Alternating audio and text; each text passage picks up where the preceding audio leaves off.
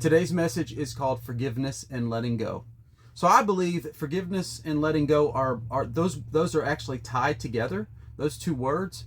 You can't really have one without the other. You can't really truly let go until you truly forgive yourself or forgive other people. And so today I just wanted to take a deep dive into that forgiveness and letting go, and really just dive into that how it can help you in so many areas of your life. So let's just dive right in. So psychologists generally define forgiveness as a conscious, deliberate decision to release feelings of resentment or vengeance towards a person or group who has harmed you, regardless of whether they actually deserve your forgiveness. Just as important as defining what forgiveness is, though, is understanding what forgiveness is not. Experts who study or teach forgiveness make clear that when you forgive, you do not gloss over or deny the seriousness of someone's offense against you. Forgiveness does not mean forgetting about it like it never happened, or nor does it mean condoning it or excusing the offenses. Though forgiveness can help repair a damaged relationship, it doesn't obligate you to reconcile with the person who has harmed you or release them from legal accountability. Instead, forgiveness brings the forgiver peace of mind and frees him or her from corrosive anger. So that was a big, large statement that I just made there, a lot about what forgiveness does. And as we dive into that, we begin to see that forgiveness is really something that we need in our lives. So Benjamin Franklin said that many people die at 25 and they aren't buried until they are 75. So that means they don't die physically, but really the resentment and the anger and the hurt and the way the bitterness in life, they've already, pretty much died in their life. They're not thriving in their life. They're not living their life anymore. They're angry at people, angry at themselves, angry at family, friends, whoever it is. They've lived their life for that 50 years in that state of mind. So it might as well just be a corpse. So I think that's a great quote by Benjamin Franklin there. While there is some debate over whether true forgiveness requires positive feelings towards the offenders, experts agree that it at least involves letting go of deeply held negative feelings. In that way, it empowers you to recognize the pain you suffered without letting that pain define you, enabling you to heal and move on with your life. So, when someone has done you wrong, and you feel something towards that person, you feel these type of feelings, or maybe you feel like they've done you wrong, and it's just something in your mind, it's your perception is off, or maybe there's some misunderstandings. There's these feelings that come up inside of you, like I'm angry at this person, I hate this person, I don't want to be around this person. And it'd be different if you're like, okay, I'm letting that go, I'm moving on with my life, and moving on.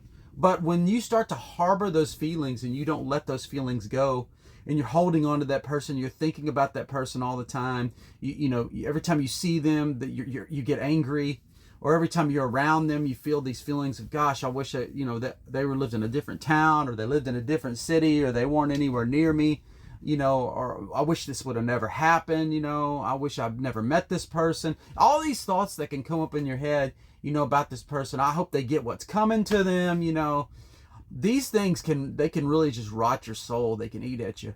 And I've had that in my life where I felt like certain people have done me wrong, or these situations have done, this situation didn't go the way I thought it had, or I had a boss who I've worked for people who before I felt like they've done me wrong, and I've worked on trying to forgive those people, trying to let those people go, because I never wanted to be a person that just lived in anger and resentment, and let it control my life.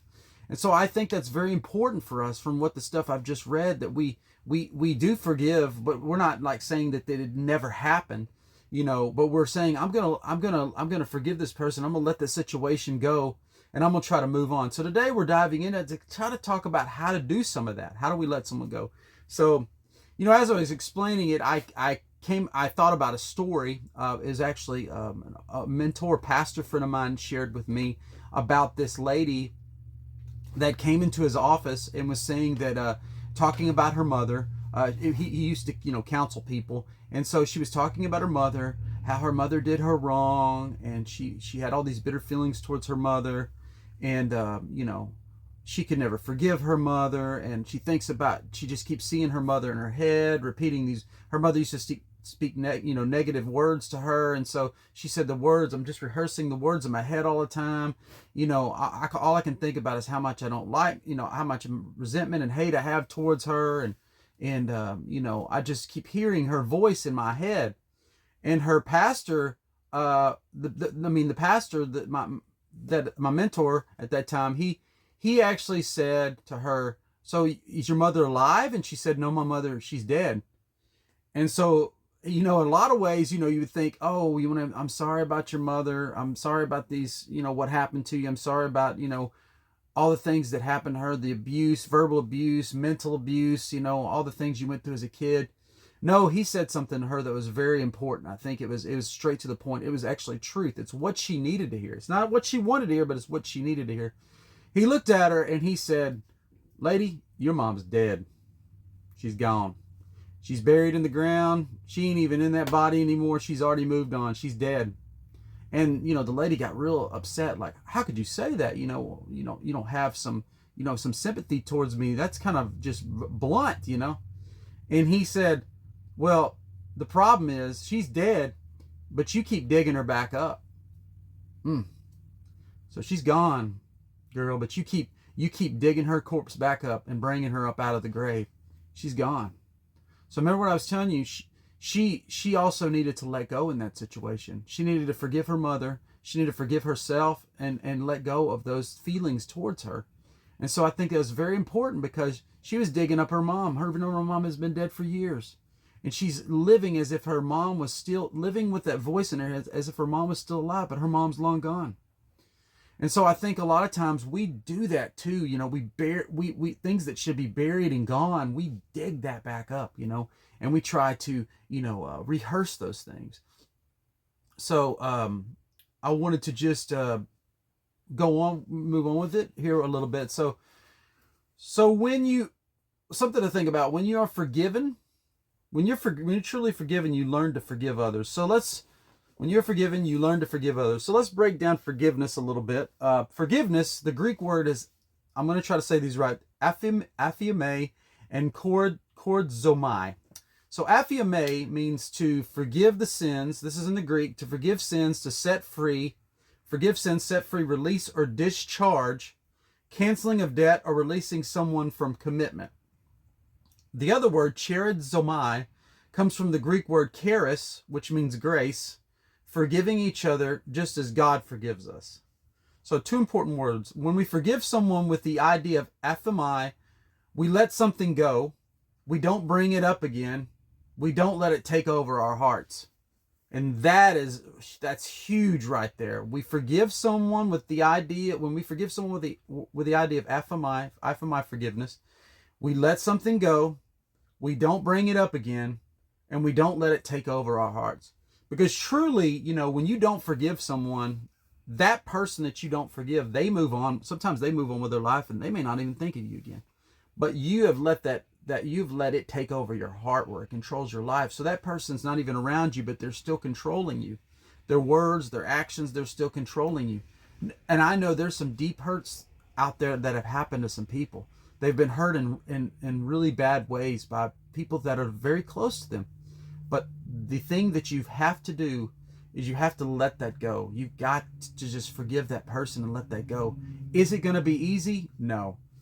Sometimes it is, but most of the time it's not easy because those feelings, they come back up. I can think of things and people in my life where I've chosen to say, you know what, I forgive them. Even if I'm the one that wronged them, I forgive myself. So first I say, I feel like I may have been one to wrong someone, so I forgive myself. But then I say, but in some ways I feel like this person or these people or this individual or this family member has wronged me.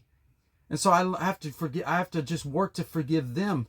I have to actually see myself visually in my mind. So I do it, wrapping my arms around that person and hugging them. Even if I don't want to. I know it's kind of weird, strange, but even if I don't want to, I have to visualize myself doing that.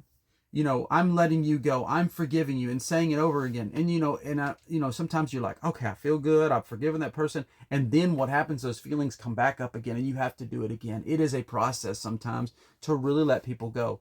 Now, does that mean that you let them back into your life? You let them have place in your life again? Does that mean that you you don't have some boundaries up. No, you have to do the boundaries, and you have to realize where that person needs to be and in your life, or that person could hurt you again, or you have to try to reconcile with that person. Maybe you need to reconcile with that person. Maybe you need to talk to that person. Maybe those things need to happen. Maybe there's a situation where you can do those. So I'm going to move on with it. So we don't take unforgiveness in our hearts. So let's look at the Hebrew words for forgiveness, which include the word selachai or selachah. So I'm not great at saying Hebrew, so I'm just telling you my interpretation of it. It's usually translated as forgiveness. This is the first step in seeking forgiveness after committing a sin or a wrong. It is a request to the injured party to acknowledge the wrongdoing, express regret, and promise to never do it again. So saying, I'm sorry, I messed up, I'm going to work, and I'm going to promise never to do that again. Now, if you do it again, there you can expect certain results to follow, But maybe there's restoration that can happen between you and that person. And so that's the hope of this word, is that there could be restoration in it, which restoration is ultimately the one thing we all want in our life. Reconciliation, restoration with that person or that individual. So the second word is mekala. These are Hebrew words, usually translating as wiping away. This is a response to, wiping away, this is a response to request to restore a relationship after a wrongdoing or sin. It can also mean canceling a debt, foregoing what one deserves, or immediate and complete forgiveness. This is hard to do. I've heard of a story of a man who his family member was killed by someone, and he's really angry at this person, of course, rightfully so. And the guy killed his loved one, and the guy was in prison, and the guy was just so mad at this guy. I want to hurt him. I want him dead. I want the worst for him. And he realized after a while, I think some people had talked to him too, that in his life, that this was eating him up. It was destroying his life. He couldn't function. He couldn't go on with his life. Yes, he was so hurt because this man murdered a member of his family, killed them in cold blood. He was so hurt by it, but he made the choice, and he said, I never will completely move past this unless I do this. I need to forgive this man. And for him, that meant something that he did that most people that's crazy. He actually went up to the jail. He asked to speak to the man. Now the man could have said no, but the man, I think in his heart, the guy that killed his loved one really wanted to find some resolution of this. He'd been in prison for a while. So he met with this man, and he looked the guy in the head, and he said, you know what? I know what you did. You killed my loved one. You hurt, you killed them. You took them out of my life. But he looked him straight in the eyes, and he said, I've been praying for you, and I really feel like I need to forgive you. And so he looked the guy in the eye, and he said, I forgive you. I'm letting you go, and I forgive you for what you did. I forgive you for that wrongdoing, and I'm letting you go, and I'm just saying, I'm releasing you. And just thinking about it makes me just, wow. And the man that he said this to, the man broke down. He started to cry, and he was upset. And it upset him, but it also hit his heart. And he said, thank you. I needed that. I appreciate you forgiving me, because I've lived a life of hell in this prison, and I knew what did was wrong to you. And I've come to the reality of it, and I've come to my senses and known what I've done is wrong. And he said, thank you for doing this, and there was a restoration that took place. Now, this guy wasn't back in his life. He's in prison for the rest of his life, but there's still a restoration that took place. And the guy that forgave him, he was able to move on, and the other guy was able to come to grips to what he had done, and he was able to move on. Both were able to move on. But what a huge thing this guy did. I mean, he didn't have to do that. He could have done it but for him, that's what he needed to do, because that's what he felt was what was necessary for him to move on in life, was to let this guy go. And wow, that was powerful. So let's move on with the discussion. So another word is kapara. It's a Hebrew word, usually translated as an atonement. This is a response to someone who says they can't live with themselves because of what they did. Goes back to the guy in prison, what he did to that man and his family. It is considered to be beyond human capacity and is accomplished by Yom Kippur on the Day of Atonement. So this is more of a spiritual thing, kapara, as a deity forgiving. So So let's look at the next word, which is salah. This word is used to describe God's offer of forgiveness to sinners. It is exclusively a divine action.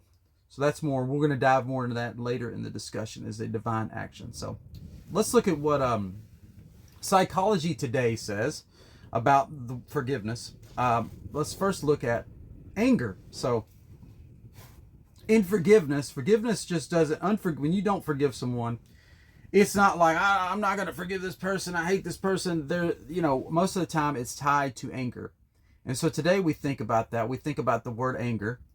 And, when you are mad at someone that they've done you wrong, there's anger that's there, and anger, and then it can lead to bitterness. And let me just tell you something.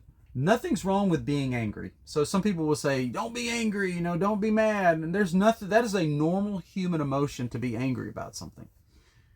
The thing is, though, eventually you have to move on, because you have to live your life and you have to let these people go. Now, remember, you don't have to let them back into your life, but you need to let them go. You need to forgive them, you have to consciously do this. It's not something that just comes automatic. It may come automatic for you, but for most of us, it's not automatic. So the first step to uncover your anger is by exploring how you avoided or addressed the emotion. So how are you avoiding and addressing this anger that you're feeling? Are you saying, why am I angry? What are the reasons? I encourage you to write it down, to pray about it, to think about it. Why am I angry? Well, I'm angry because A, this person did this, or B, this situation happened, or my boss did this to me. He fired me, and he shouldn't have fired me, or this situation happened with a family member. But why are you angry? You're addressing them. The second thing to do is to make a decision to forgive. So you have to say, okay, I'm angry. I am mad. I'm upset about this situation, about this person, about this family member.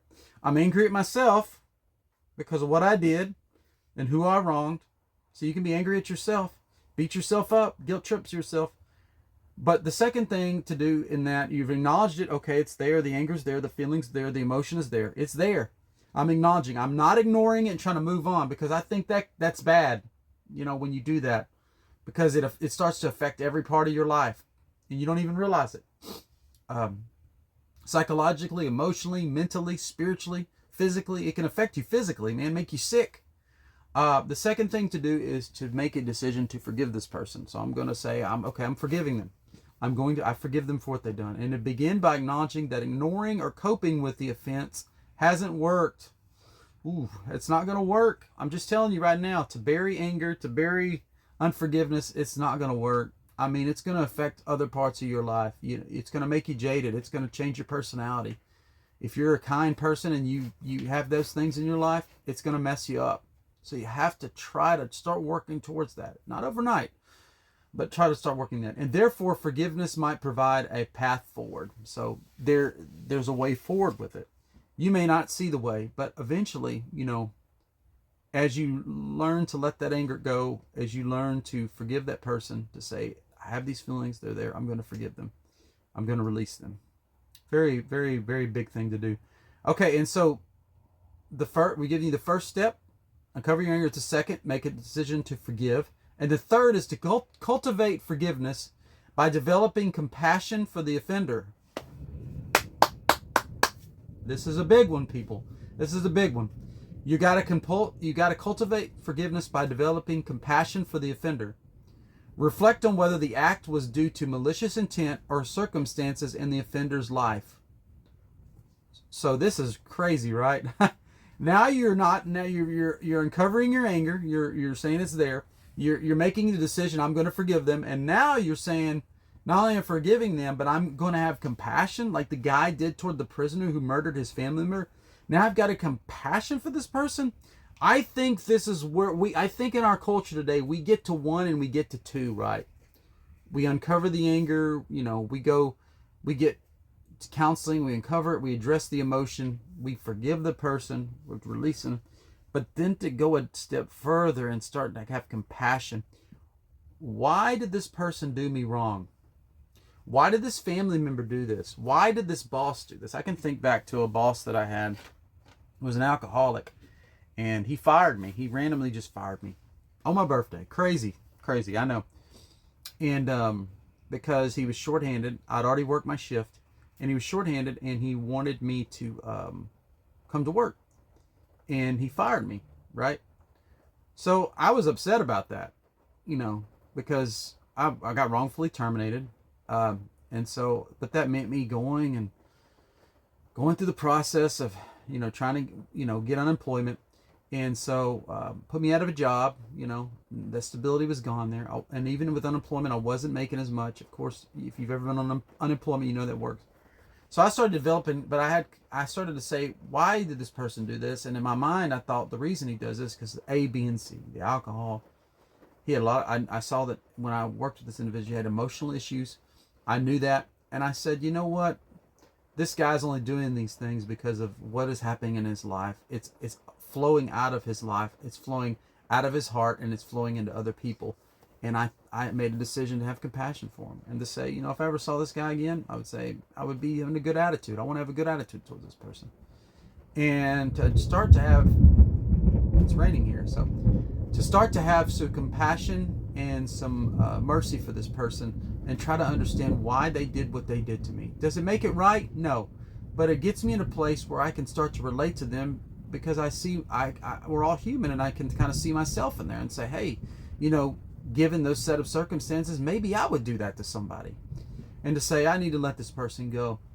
Reflect on whether the act was due to malicious intent or circumstances in the offender's life. And lastly, so you're seeing, first, uncover your anger. Second is to make a decision to forgive. Third, cultivate forgiveness by developing compassion for the offender and trying to understand why they did what they did to you. These are huge. And lastly, release the harmful emotions and reflect on how you may have grown from the experience and the act of forgiveness itself. I believe that when you start to do these 4 things, actually it's 5 things, but when you start to do these things, I think that forgiveness becomes easier for you. I think it becomes easier when you forgive others and also forgiving yourself. I think it becomes easier because, things happen to us every day. Maybe someone cut you off in traffic. Maybe a business deal went wrong, whatever it is. And hey, these people are who's at fault. And you can point a finger and you could go to a courtroom and prove your case. You got the evidence. But see, the thing is though, I think it still reflects you. You have to learn to let the situation go. You have to learn to release those people and grow from it because it can become easier. So when something happens, something hits you, someone hurts you, an offense comes, you feel the anger, you feel all those emotions, and then you go, you know what, I'm going to let them go. I'm going to forgive them. And actually, right at that moment, if you can say that, and I'm letting them go, I'm forgiving them, I'm letting them go. Now, it may not, like I'm saying, the emotions may not follow, but I think when you start thinking in your brain and you start saying the words, emotions will follow. I think that's true with a lot of things. The emotions will follow because you're making that conscious effort. I'm not going to hold on to this anymore. So, Seneca said, anger, if not restrained, is frequently more hurtful to us than the injury that provokes it. Woo! So when we're angry and we stay in that anger and we don't forgive and we don't let go, that is actually more harmful to us than the thing that provoked us. Because the person who did it to you may not even know they did it to you. But that right there is harming you than the actual offense itself. When you see people that are carefree and they don't let things bother them, they seem to be happier and in a better state of mind. I know that we have people that are more cynical and people that are just more, I wouldn't say ignorant, but they're more oblivious to things. People doing them wrong, they're just oblivious to it. And that can help with them moving on. But I think that when we hold on to that anger, and if we don't restrain our anger and we don't say, hey man, I can't let this get out of control, I think that hurts us more than what actually happened to us. So we have to learn to let that go. So when we let that go, the anger, because what happens is you have anger, and then the next step of the anger is I'm angry at this person. I'm thinking about this person all the time. I'm not working towards any type of forgiveness or reconciliation, and I'm never going to forget what they did to me, and they're going to pay, and I hope something bad happens to them. Guess what you've now got into? You've now got into the area of resentment. And that's like a deeper level of anger. You've gotten resentment. So, if you got into that point of anger, And now you're in resentment. I can't stand to be around the person. I can't stand to see the person. You know, you want to get to a place where when you see someone in public that may have done you wrong, or maybe you've done them wrong, you want to get to a place when you see that person, you can say, you know what, I could walk up there and give them a hug. I'm not saying you do, but I could walk up there and talk to them, and I could not have anger and bitter feelings. Yes, they did me wrong. Yes, I may have done them wrong, but I can have a feelings of, hey, I forgive this person. I'm moving on. I'm going to live my life. I'm going to be a mature adult. It's all about maturity. You know, I've met people in my life that, man, they're in their 60s, 70s, and 80s, and they're the most bitter, unforgiving, you know, uncooperating, most stirred up people you can ever meet. And I think that all comes with just the old saying that age does not always, some people say age equates to wisdom, and that's not always true. Some people are living their lives seniors living their lives in anger and disappointment and hurt and regret, and people that have done stuff to them 20 years ago, and like the woman, they're still burying that person can be dead, and they're still bringing that back up. Not good. So how do I overcome resentment? So resentment can sometimes linger for years, even if we believe that we've moved on or forgotten about it. I've had that. You know, I've forgiven this person, I forgive this situation, and the feelings come right back up, and I'm like, I forgave them. I worked past this. I thought I was healed. You know, I thought I was good. And I made the conscious effort of, okay, I'm going to do it again. I'm going to say, okay, I see this person. I see this situation. I see me loving myself. I see me forgiving this person. I see me letting them go. I letting this family member go, letting this boss go, letting this person who's done in this extreme cases, letting this person who's killed someone that I cared about go. I'm letting these situations go, because, you know, that's why we have law and order in that situation. But I'm letting these situations go. It's not easy. And I'm saying I'm going to choose not to have resentment, because it's going to linger. It's going to eat me. It's like a cancer. You know, I know a family member that I have that they basically held on to resentment for years. And the resentment has caused them to have major physical problems. Now, someone's going to say, well, maybe the problems were genetic.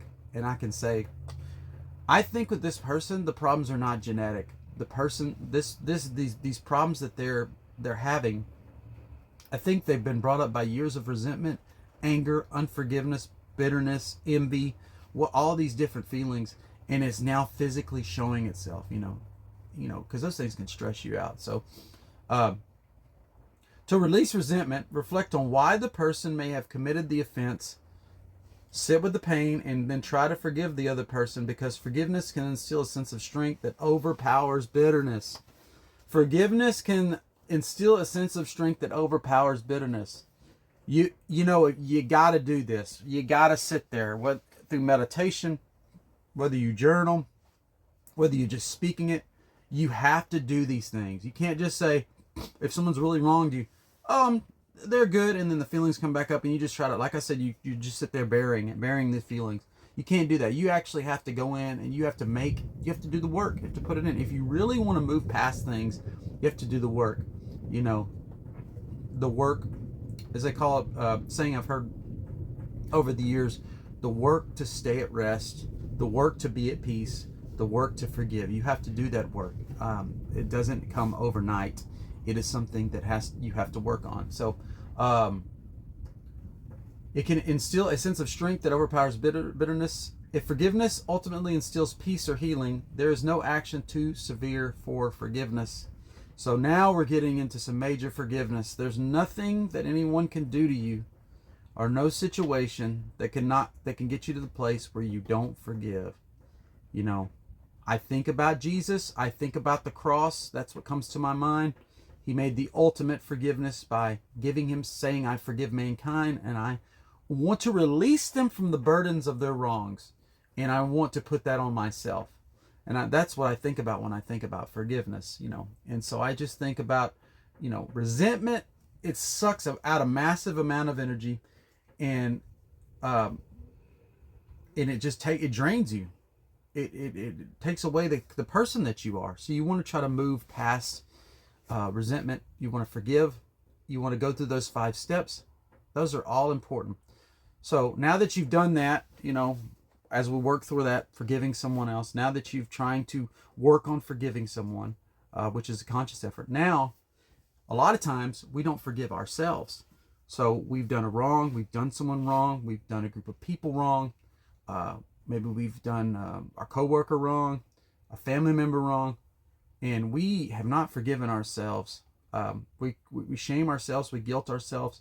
Yes, we release them, but we're like, man, I'm just a terrible person. I'm worthless. I always do this. Always never type of thinking. And I'll never be good again. I'm not really a good person. And I've heard people say that. I've heard people that are really good people, really kind people say, I'm a bad person.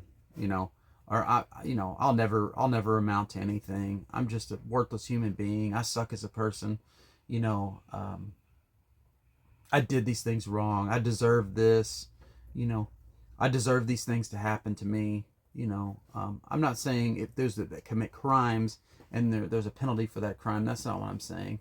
These are things that they live with. They live with the bitterness and anger at themselves, and they haven't forgiven themselves.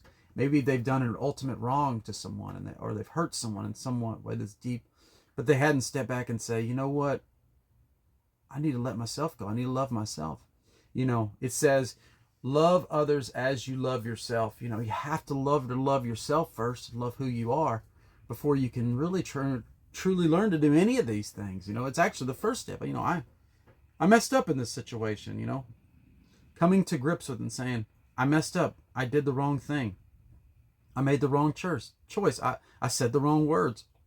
I shared something I wasn't supposed to share, or I shared too much. I gossiped about this person. I slandered this person's name. I did these things, and saying, man, I need to forgive myself. So forgiving another person is one thing, but what happens when we commit the offense ourselves? It's important to take responsibility for the mistakes, but intense guilt and shame aren't a productive outcome in the long run. So when you do a wrong, when you're the one doing the wrong, you're on the other end of it. You're not the person forgiving. You're the person who needs forgiveness. When you've done the wrong, you'll have these feelings of intense guilt and shame. You'll have these things come upon you, and you shouldn't hold on to those things. You need to learn to let go of them. The process of self-forgiveness can be a painful challenge, but deeply valuable. Key to this process is owning up to your mistakes, understanding why they occurred, and helping to rectify the situation. That's huge. That's very huge to do these things. You're acknowledging what I did was wrong, or who these things I did were wrong, or I said the wrong thing. I did talk about this person. I did slander this person's name. I did commit this offense, whatever it is, but now I say, okay, it's there. Now I need to forgive myself, and now I need to work on not doing that again, not going back and hurting that person again, not crossing that boundary again, but saying I need to be a different person, a different individual, and I need to learn to work on not doing that and forgiving myself and loving myself, and realize, hey, in the end, I'm a human being and I do make mistakes, and I will probably make more mistakes, but let me minimize this area where I'm making mistakes, because a lot of times things happen to show you, hey, as the saying says, a wise man, a wise woman loves correction. These things, they pop out. Boom, this is a problem in your life. Boom, whoa. And you see it and you're like, whoa, this is huge. Now you can choose to say, I'm not going to fix that. I'm going to move on. I'm going to make new friends. I'm going to form new relationships. And I'm not going to even worry about that. I'm not going to forget. I'm just not going to try to acknowledge what I'm feeling inside, that I need to reconcile with this person, or I need to forgive myself, or let the situation go. And you're not trying to work towards that. You're not trying to, you just, like I said, when you bury the anger and bitterness towards unforgiving, you can also bury that for not forgiving yourself, and that can cause problems, in relationships, in marriages, and friendships, in your work relationships. It can cause problems to where, it can affect your personality, where if you were really a bubbly person, or maybe you had a certain personality, that it can make you to where you don't forgive yourself, and you don't release it, and you don't realize, hey man, I messed up, I blew it, but I forgive myself, and I want to release that. I need to let go. I need to be able to love myself and realize, hey, I can start fresh. I can start new again. I can own up to this stuff. I can work on fixing these issues, and I can move on in my life. So, but begin by acknowledging that you're at fault. Take responsibility for the hurt you caused. Reflect on why the event occurred, and identify how to avoid a similar offense in the future. Then forgive yourself by focusing on the thought, saying it aloud, or writing it down. Very important. These are things I believe in journaling, so I believe in writing stuff down. Even if you're just writing it down to get it out of your mind. You got all this stuff, all these the hurts, these anger towards yourself, towards other people, towards other people, and you're writing it down. I'm angry at John. Man, I hate myself, or I think I'm not worthy of love. And you start writing these things down. I don't need forgiveness. How could I ever be a good person again? Can I ever, be a good employee again, or a good wife, or a husband? I cheated on this person. Will I ever be faithful again? You write all these things down. I'm just throwing things out there, and you write them down, and you start going, oh wow, look at this, and you start saying, I forgive myself for that. I am worthy of love. I can be faithful. I can forgive. I cannot gossip about this person anymore. I can be a good coworker. I can be a good partner. I can be a better human being. I can work towards it. And by acknowledging that and forgiving yourself, focusing on it, meditating on it, writing it down, and then saying, it's there, I acknowledge it. And when you start to do that, when you start to write down and identify these emotions you're feeling, some people can't identify them because they've been burying them so long. They've been burying the unforgiveness. They've been burying how they feel towards themselves, the shame and guilt and condemnation they put on themselves. And they really aren't able to just say, hey, I need to move past this so that I can be a better person. I can be a better spouse. I can be a better person. And when they start to write these things down, and I've discovered this. See, there's my journal right here.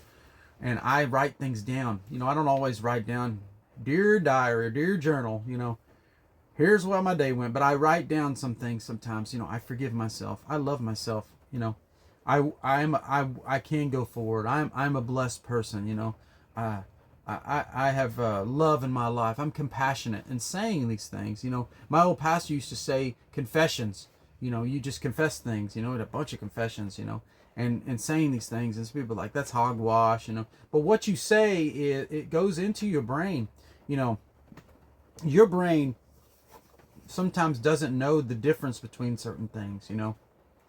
When you're in your mind and you're rehearsing in your mind something that happened to you, and maybe it didn't happen to you, but in your mind you're rehearsing, your brain has hard time knowing the difference between, did it really happen, or am I just making this up in my brain? And so you have to brain dump, as they call it, and get those thoughts on paper, or get those thoughts. Maybe you record it on the recorder or something. And you hear it back. You hear yourself saying it.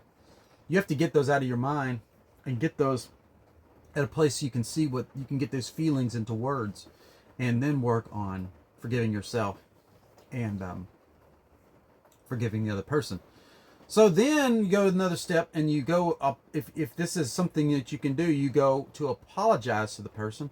So I think when someone says, you did this to me, you can ask what I did. You can be specific, but a lot of times we know we did something. We may not be able to identify it exactly or recall it, but the best thing is just to say, now if you know for a fact you've not done something, you really like, this person's crazy, but most of the time we've done something, we don't know what it is, but it's best to just say, I'm sorry for what I did. I'm sorry about this situation, and just be real. You're saying this A, B, and C. Maybe I'm not seeing the whole picture. Maybe I only see, yes, I did do C, but I didn't do A and B. But just say, I'm sorry for C. And you said that here's A and B. I apologize for the thing that I may have done to do you wrong. I'm sorry about that. Now, can we reconcile? Can we have some sort of relationship? And I'm going to get to this a little bit later. Sometimes the word is no. We can't. But that's okay, because we can still move past that too. So apologizing to the person and try to improve their life in a meaningful way. So now you're whatever that means to you. It could just mean the fact that I'm going to think good about this person. I'm going to try to restore a relationship. When their birthday comes around, I want to give them a birthday present. Or I'm going to send them a good thought. I'm going to send them a happy thought. Even if I'm the one that did them wrong. Say, hey, man, hope you do good in life, man. Hope everything's good with you. Or, hey, honey, I hope this goes good for you. And working on that, working towards that. I think it's so important, that we don't have hooks in us. That's what anger and resentment and bitterness and shame and guilt is. They're all hooks, and they get in you and they ruin your life, and they affect your life, and they affect your job. They affect your performance in whatever you're doing. And we need to learn to try to let those things not have hooks in us, and say, I'm going to, like in my life, I just believe in praying for people. I'm going to pray for that person. I'm going to see that person. I'm going to pray for them. But I'm angry at them. But I'm going to pray for them. And eventually what will happen is, when you pray for them, when you think good thoughts about them, when you write in your journal, I'm going to love this person. I'm going to love myself. Eventually those things start becoming reality, but you've got to do it. You got to go through the process of it. Your brain doesn't know the difference. Like I said, it doesn't know the difference in it actually being done or you saying it. So when you start to doing that, your brain, it'll start to move you forward and to bring you into a better place in life. So the benefits of forgiveness. What a great topic today. I mean, we're deep diving today, man. I'm sure some of you watching today may think, man, I don't know if I can do this. It's not easy. It's not easy, and emotions will come up, and things will happen. Whether you're a woman, whether you're a man, acknowledging. I think one thing is with women are really great about acknowledging some of this stuff and the hurt and the anger and sharing it. And sometimes us men, we're not as great at it. But we need to find people in our lives that we can share too these things. Have people pray for us. Have people talk to people. Talk to other people. Talk to people talk to family members that you can trust. If you're having trouble moving on and you're having trouble forgiving yourself or forgiving other people, maybe you need to bring someone else into the equation, and to help you with that, to talk to. But it's very important that you do. Very important that you do those things. Forgiving others can take time when we are really hurt. So we talked about forgiving people, moving on, forgiving yourself.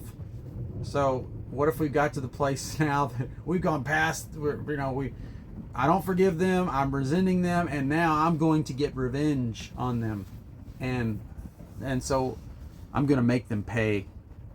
If you got into that place, that's not a good place to be. I know there's things that can happen to people where we think, I'm going to get revenge. And there may be a situation where revenge needs to be done ultimately with a situation that's very, very extreme. But I think for 98%, for most of it, the best revenge is no revenge. You're thinking, man, they've got to pay for what they've done. Maybe you see this person doing other people wrong. They're hurting others like they hurt you. But the best revenge is no revenge. And when it comes to the extreme cases, that's where law and order comes in.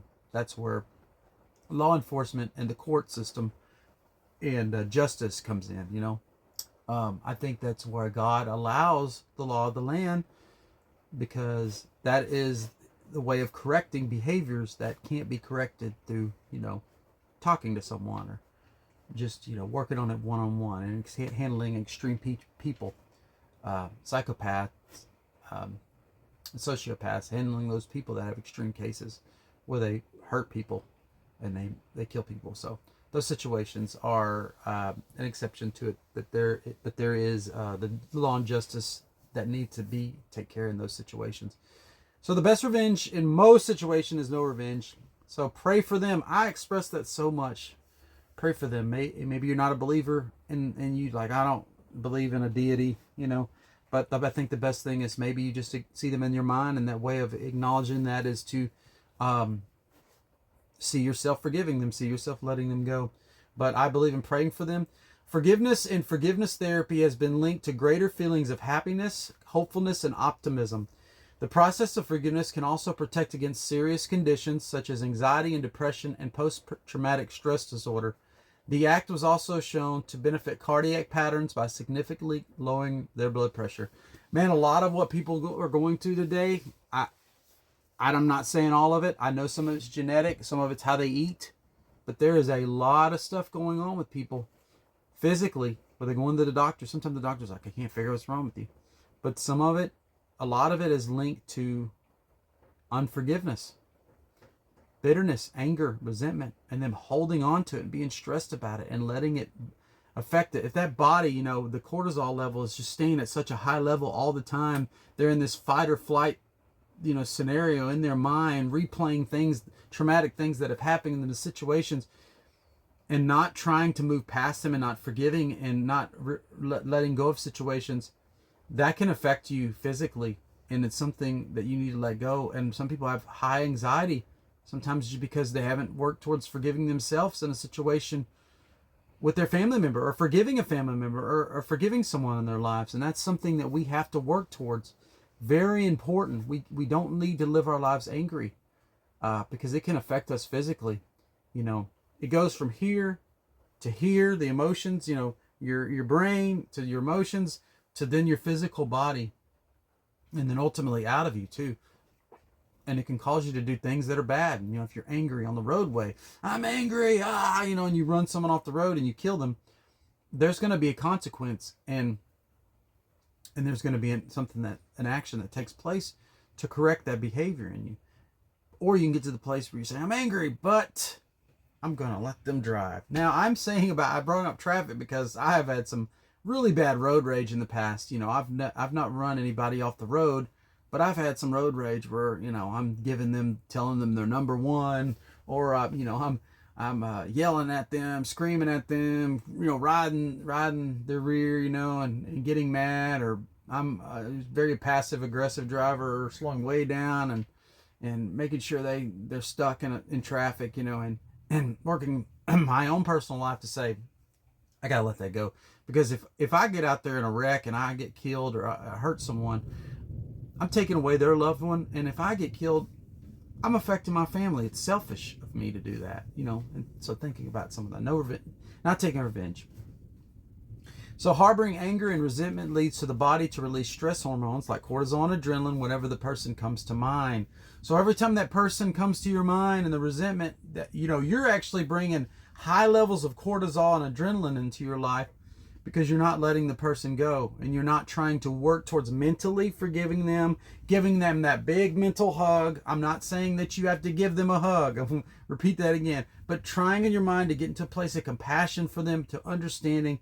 When you don't do that, there's a steady stream of these chemicals that are just flowing in your body, and they're causing stress and anxiety, and also they're dampening your creativity and your problem solving. So, it's been said that worry, the word worry, means to strangle. It means to strangle. And so I think that a lot of that things tie into in the same way with stress and anxiety and unforgiveness. It's strangling you. It's causing you to be impaired. It's handicapping you. It's keeping you from living your best life.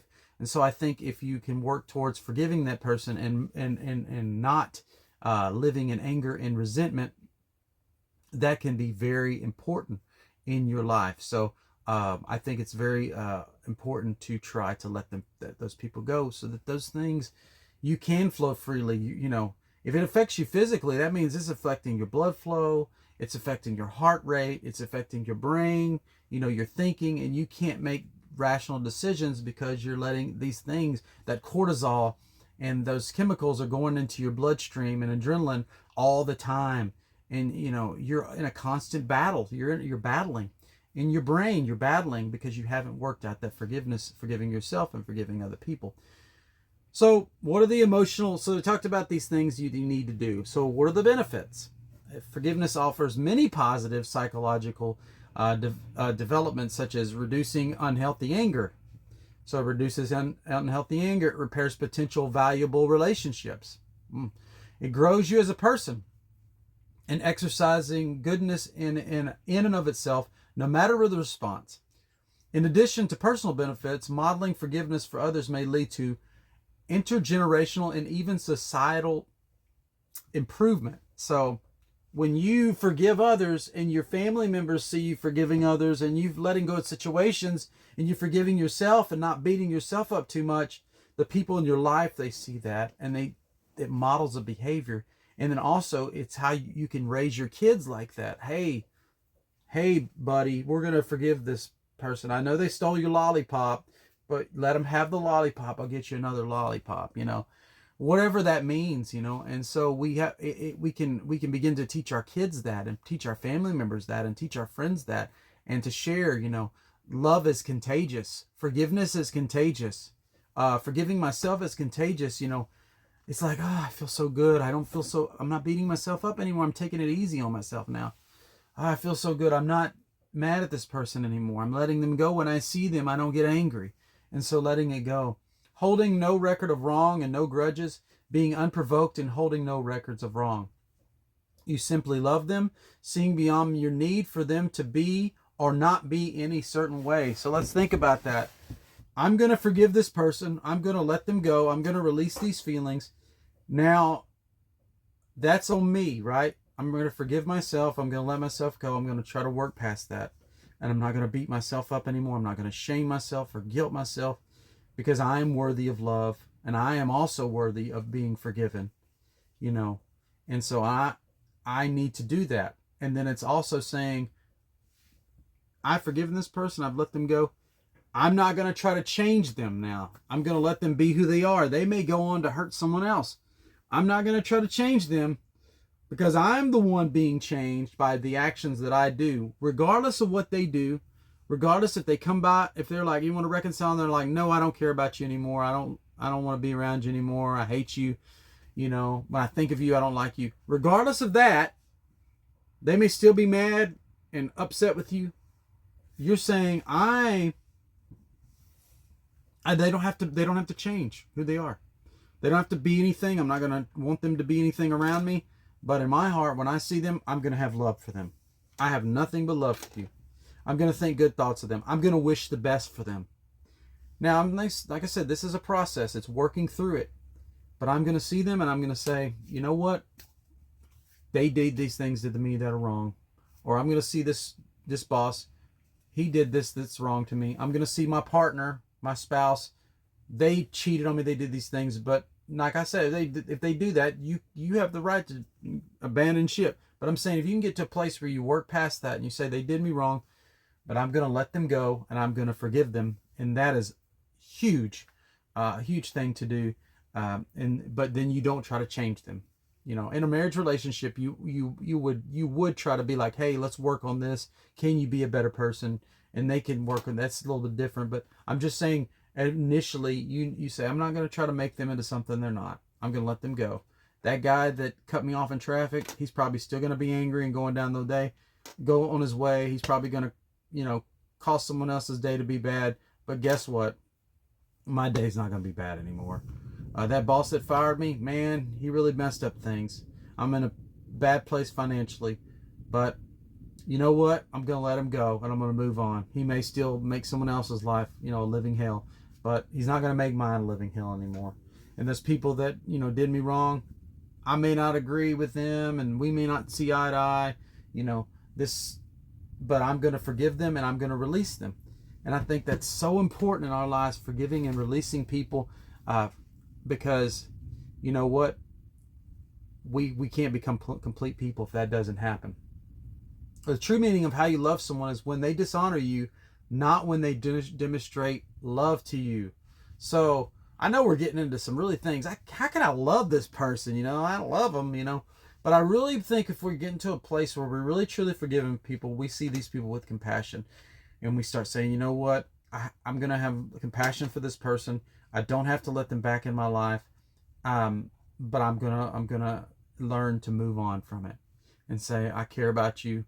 I care about this person now. And if we can get to that place where we're like, have a compassion for them and we want them to have a good well-being and we want them to be prosperous and healthy and live their life good. I'm not saying we do that with everybody. Sometimes we just let people go and move on with their life. But if we can get to that place with people, man, that is such a great place to be. Because no longer are we holding on to, we're actually trying to understand and look at people the way God looks at them. and through eyes of compassion. So that's a great place to get to. So Ernest Hemingway said that there is not always an explanation for everything. So you don't always have to have that explanation for everything. You don't always have to have the answers to everything.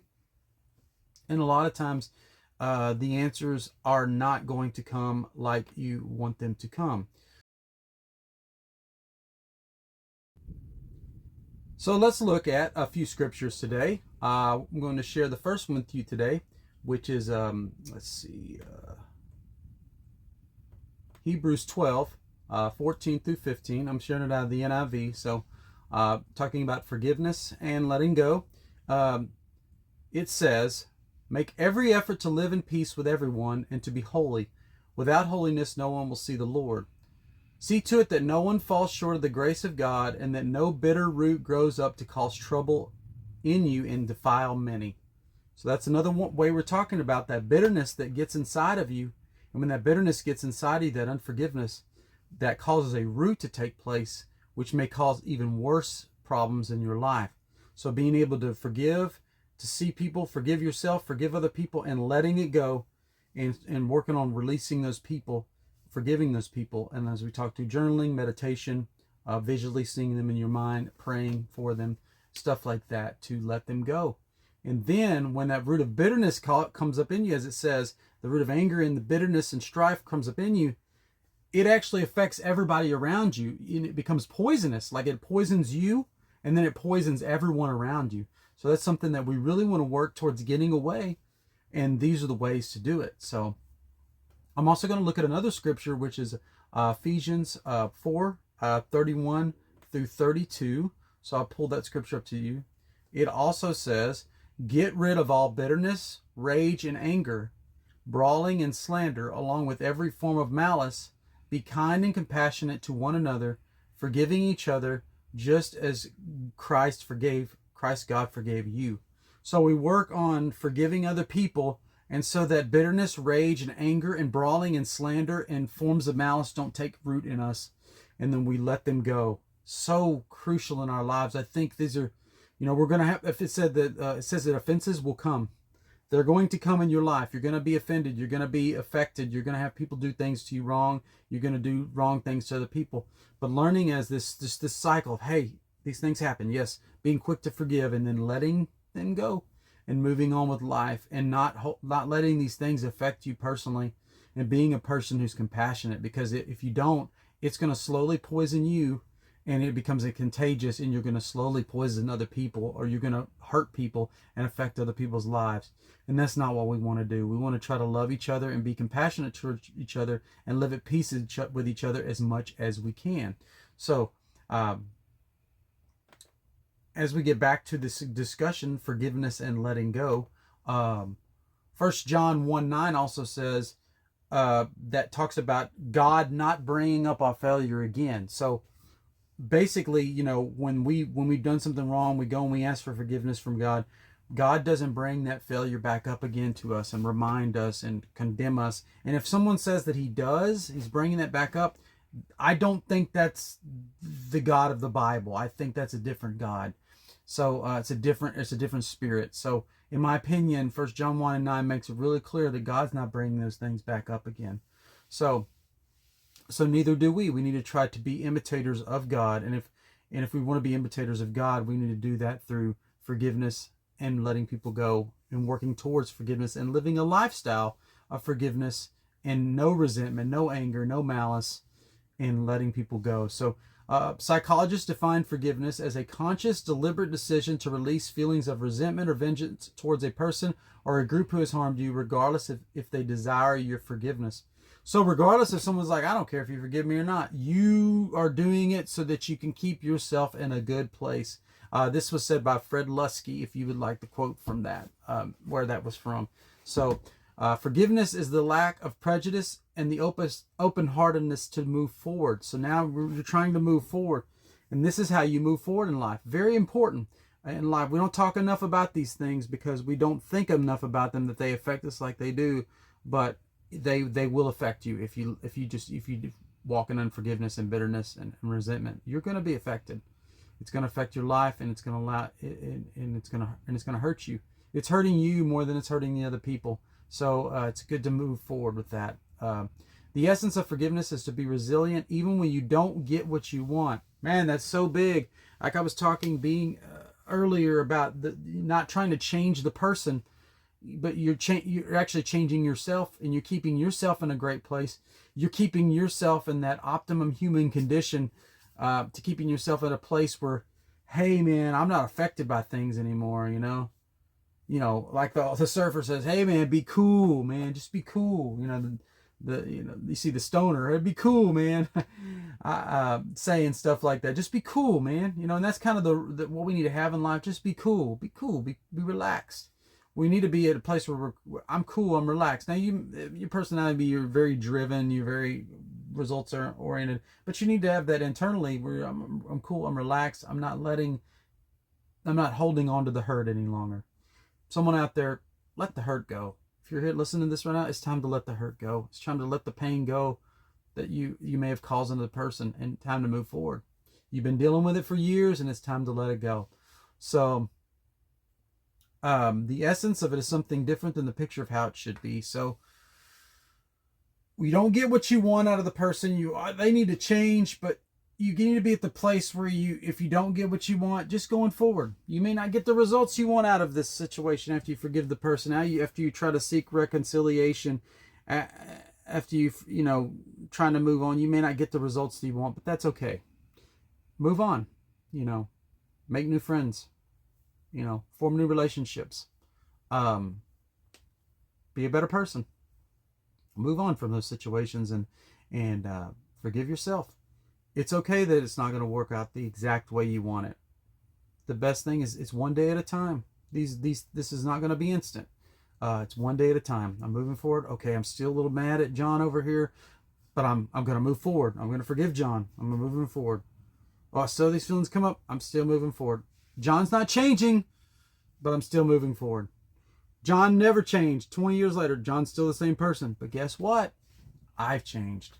I've become a better person. I'm more at peace now. I forgive people and can love people. I have good relationships. That's what you want. The essence of forgiveness is after grieving, going through, there's a grieving that comes to it sometimes. Forgiving yourself, forgiving other people, and to be at peace with the word no. No, I don't want you in my life anymore. No, we're not going to let you come back to work here anymore. No, we don't want you around us anymore. No, you're not going to be able to see this person anymore. No, this relationship may never be the same. There may be this huge word no. No, there's this door is closed. But that's okay, because we can move forward. We can become better people and be an influence for others, and be better and quick to forgive. The essence of forgiveness is after grieving, and be at peace with the word no. Deep down, we didn't get something we wanted. We got no. So this is diving into a little bit different area, but we may not get the result we want out of the forgiveness, out of the letting go, out of the journaling, the praying. We've gone to God and said, God, I want this to be good. And the results may be that none of it worked out how we thought. But that's okay. Being at peace with it, accept it, and be willing to give the next moment a chance. Be willing to say, hey, man, this thing didn't work how I wanted it to work out. This is not going to ever be the same as it was before, but it could be better.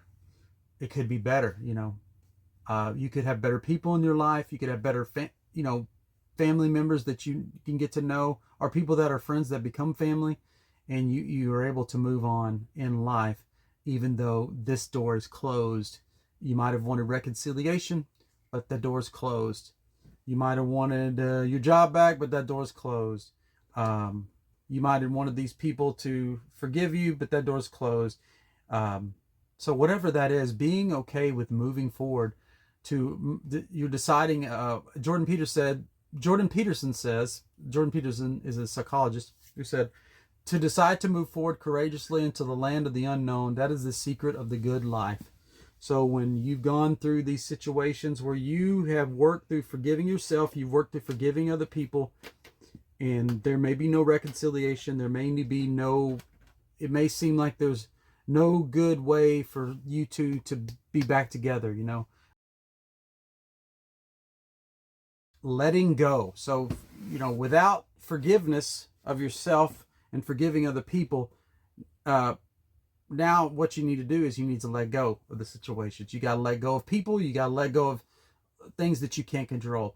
So I was talking about the word worry, and the worry actually means strangle. The root word is to strangle, to suffocate.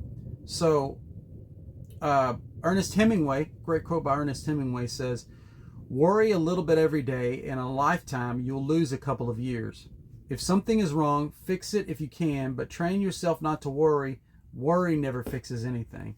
So you can only, like, it's all, I've heard the saying, you know, when you look at your arm and you stretch your arm out, you can only influence this much in your surroundings. So I can only change what I can reach right here. I can't influence any more than that, you know. I know with technology today, there's internet and there's phone.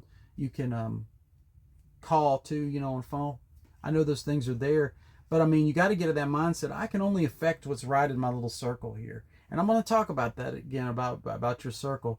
But letting go of situations, as Ernest Hemingway says, you'll lose years when you're worried about things. So letting go circle. So what I want to show you, this circle that I have drawn, that's in my journal. I drew it years ago, a couple of years ago, and here it is right here. So this is a circle. I hope you can see it. There it is right there. All right. So you'll notice I've got some things in this circle right here. There's some things in this circle, and these are the things that I can directly affect. These are the things that I can influence. As you notice, there's a good number in this circle right here, but there's a ton of things outside the circle. A lot more things outside the circle than inside the circle. But over time, as I did this, I saw there were actually a lot of things that I could influence inside my circle too. They began to grow, but at first it was just a few. But there's a million things. You know, you could say there's a couple hundred in this one, but there's a million things in this one that I cannot influence and I cannot affect. So what I challenge you to do is to take a sheet of paper out when you have time and draw this circle. Just draw a circle. And inside the circle are going to be things that you can change, things that you can influence, things you have control over. Outside the circle are things you have no control over. So I'm going to share a few things, and not share everything, but share in my circle. So outside of my circle, things that I can't control. Now this is coming after, I'll go back again, after you've forgiven. Now we're letting go of things. You know, you got to forgive first, got to forgive yourself, got to love yourself and then love other people, and then forgive others and work towards not being resentful or, you know, not being hateful or angry. And now we're getting to a place where I'm just letting stuff go. You know, I'm releasing, I'm letting go. So in my circle, I have big, huge one, a thing that I can't control. I mean, in my circle, I have things I can control. Outside of my circle, I have things I can't control. And one of the biggest things that I have, and I think we all have, is time. I wrote it right there, time. I can't control time. I can do things to manage time, manage my time, but I can't control the day. The hours and the seconds of the day are going to go forward, and I can't stop time. I can't stop it. It's going to go forward. Life is going to go on with me or without me, so I can't control it. So that's outside of my circle. Another thing I can't control outside of my circle is I can't control politics. I can't control the news. I can't control what anybody says on TV. I can't control what any politician does, who gets elected, who's president, who's not president. I can't control any of that. Someone say, well, I can vote. Yes, okay, I can vote. So I say there is some control in me going to the bowling booth and voting. There's some control over that. But I can't, in the long run, I can't control who's elected. There's millions of other people casting their vote. All I can control is my influence. And there's millions of other people out there voting, and I can't control who the president of China is. I can't control who the leader of Russia is. I can't control who the leader of Czechoslovakia is. I can't control any of these people. But one thing I can control is I can control me going to voting booth and putting my individual vote and feel like I've made a difference there. But I can't control overall. I can't control any of the politics that are happening. I can't control what they do in Senate and the House of Representatives, what the president does. I can't control any of that. So I can't control traffic. That's another one. So I can't control traffic. Traffic's going to happen. Dallas traffic especially, it's going to happen with or without me. It's going to be traffic jams with or without me because there's other people. And I can't control what happens, who has a wreck, who doesn't have a wreck. I can't control those things. They're out of my control. I can't control war. I can't control, let's see, another one is, I can't control people's feelings.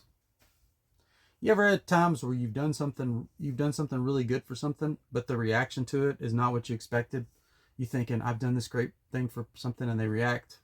They should be happy. Why aren't they happy? I can't control their feelings. They feel what they feel. I can't control that. I can have some influence, though, over my feelings and what I feel. I can't control natural disasters. I can't control unforeseen circumstances. Can't control those things. I can't control people's opinions. I can't control family pressure, what my family does. I can't control that. I can't control unforeseen expenses sometimes. Sometimes things come up. I can't control them. I can't control the future. I can't control people's attitudes. Let's see, another one. I can't control the weather. The weather, it's going to rain or not rain. I don't have much influence over that. As I've gone through these, I can't control the economy. All these things, how other people react to me. So all these things are outside my circle, and there's millions of them, millions of them. But what can I control inside my circle? That's the key. What can I control inside my circle? So I've drawn the circle. There's all the things outside my circle. There's inside. So there's some things in there. I can control my rest. I can control my attitude.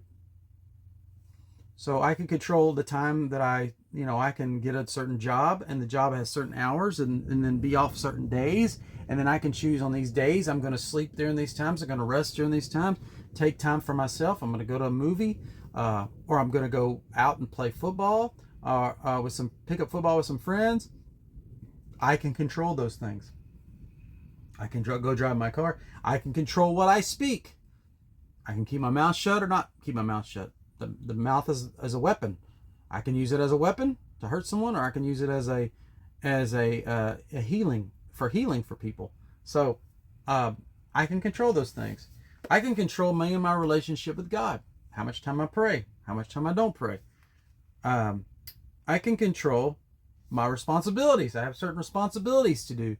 Certain things that need to be done during the day. Certain tasks that need to be done. I can make a choice to try to accomplish those tasks. Try to accomplish goals on my list. I'm the one who controls whether I pay my bills or not. I'm the one who has to get up and go work to make money to pay my bills. I'm the one who has to call the bill collector or send that check out or go to the bank and make that deposit. I'm the one who has control over that. I can choose not to, and my life can get really hard, or I can choose to do it. I have control over that. I can control how I respond to people. When people say something to me, I can control how I respond to that. I can get angry, I can get upset. I know in the past, one thing I did is when people would tell me something I didn't like, or something I didn't feel was right, I would react and get angry, or I would try to argue with them.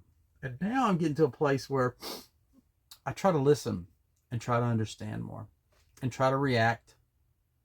Let me rephrase that. I try to respond and not react. And I feel my life is so much better because now I'm listening to what the person is saying. In the past, even though I may feel like I'm in the right, they're in the wrong, I'm listening and I'm responding in a way, that I think is healthy for both of us. So I can choose. I can choose my personal fitness, how much I exercise, how much I don't. I can choose how much I read. I can choose how to guide my own heart. If I meditate, if I don't meditate, what I speak. I can control how I spend my time. You know, if I want to sleep 5 hours and get up and work on something, I can do that. If I want to sleep 8 hours and not work on anything and just watch movies all day or just lay in my bed, I can do that. That's something I can do. I control those things. So I just encourage you to make this circle. It's very important. And in your journal, just on a sheet of paper somewhere, and write down the things that you control. I'm telling you, this thing will help you in your life. It helped me out a lot when I wrote it down, because it released me to say, man, I can't control this. What am I trying to control this for? But I can control what's right in front of me within arm's length, or what's a phone call away, or a social media, connect on social media. I can control those things. I can't control how people react to those things, or what they do, or whether you watch this video or whether you don't. I can control certain things in my life. What I eat, what I don't eat, I can control those things, but there's a lot that I can't control. And when we get to that place where we go, hey, I can't control these things anymore, I think we get to a much better place, and we can go, whew, I can let these things go because I have no control over them. So a brain at rest brings a body at rest. So when your brain is at rest and you're letting go of things and you're not trying to control things anymore, and you're only controlling what you can control, you live a much better, much happier life. Things, they may be bad for you right now, but you can only influence what you can influence, and you take it one day at a time, one step at a time, sometimes 1 hour at a time, minute by minute, to affect things in the future. Because little bitty decisions, little hour decisions, make up little day decisions, then make up week decisions, and then make up years where you look back and you go, wow, these small changes. Say you're training for a marathon, you don't just go out there and run the marathon. You can, but it's not a wise decision, and most people can't make it. Your body will start to shut down. But you can train where you can do 1 mile, then 5 miles, then 10 miles, 13 miles, and 16 miles, and 20 miles. Next thing you know, you've run a marathon. But it didn't come overnight. It was a process, little steps. Maturity is accepting you won't get answers to the things that hurt you the most. Heal anyways. So we're step back a little bit, back into forgiveness. And now we're tying forgiveness and letting go in it. And remember what I think I was talking about earlier, is being more mature is actually when you accept that you don't get all the answers, and you're learning to let them things go, even the things that hurt you the most, and you're becoming a person that is not affected. And you're becoming what the word is called contentment. That whether really bad things or really good things happen to you, you're staying balanced and saying, I'm going to be content, and go forward. Focus, rest, and trust gets things done. Without these, you meander through life and don't accomplish what you want to do, what you are meant to do, and don't find fulfillment. So those are 3 big things, I think, in life. Focus on the task at hand, on your future, on your goals, what you need to be doing. Resting is so important. We don't get enough rest. I'm guilty of that a lot. I can overwork easy, especially when I got bills to pay. But also going, hey, I need to schedule good rest, because if I don't, I'm gonna be sick, or I'm gonna end up in a hospital bed somewhere, or dead. I have to rest, and my body has to rest, has to recoup, and I have to let my brain shut off for a little bit. And trust. I'm trusting to get things done, trusting that the results will happen, that there will be results when I make an effort, and also trusting in God. And these things will get you to the place where you find your purpose, and you find fulfillment. So one thing that the Lord spoke to me a few years ago is He said to me, always try to slow down in life. Don't be in such a hurry, and learn to slow down. Sit back, relax, plan, and then go for it. And quietness and assurance is your strength. Wisdom is found in waiting, praying about it, and being patient. So I have learned so much with just in even the most stressful times, the times where things are, they're coming, what am I going to do? That if I sit back, if I relax, if I slow down, and I say, hey, there's an answer here. I don't know what it is. I don't know the direction, but I'm not going to get to it by worrying and stressing. or overworking? Because the answer may be that I do less in this way, but earn more in this way. Because lots of people get out there and they work really hard. They work long hours. They work really hard, and they 50, 60 hours a week, and they're still broke, or they're stressed out. They're still stressed out, or they're still unhappy. They're not finding the fulfillment in that. So the best thing is to step back, slow down, think about it, plan it, relax. Have that time by yourself or with your loved ones or doing something you love, and stepping back and then regrouping and then stepping out again. And then praying about it, waiting, and being patient. Because the answer is going to come when you do those things. It just sometimes takes time. I really love that scripture. In quietness and assurance is your strength.